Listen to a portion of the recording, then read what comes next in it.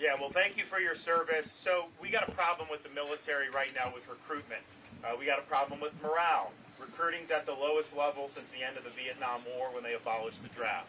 And I have veterans come up to me frequently now saying, you know, I'm not sure I'd want my kids or grandkids to join today's military. And that is really sad that that's the case, because veterans have always taken pride if family members join. They've always encouraged that, and yet they're not now.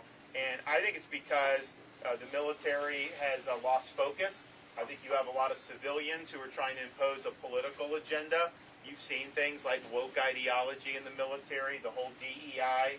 And I've talked to people on active duty, and they got to be very careful. They'll whisper to me.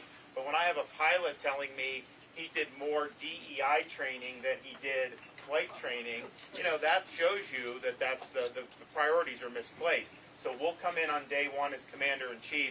I'm going to rip out all of the political nonsense, all the woke, all the social experimentation, put that in the trash can. We're going to return the military to focusing on accomplishing the mission above all else, and the promotions are going to be based on merit.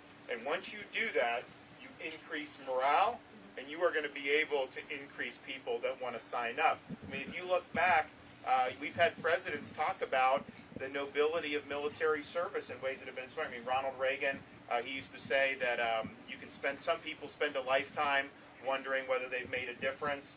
Marines don't have that problem. John Kennedy said you can look back on your life with a great deal of satisfaction saying, I served in the United States Navy. That stuff matters, to have a president who's going to talk about that. And I have credibility in doing it because I volunteered and I served when the other candidates have not done that. So I think you're going to see an improvement. And I think the good thing about it, there's a lot of problems we deal with.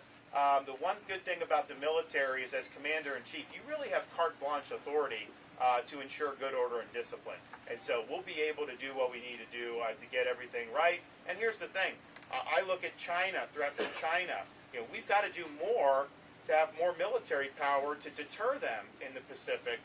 But how are you going to do like a naval buildup if the military culture is out of whack and we can't even recruit people? So you really got to fix that right off the bat, and we will do that, and it's important that we do that. Go Navy! Go Navy! They didn't quite beat Army this year, but that's okay. Yes, back there.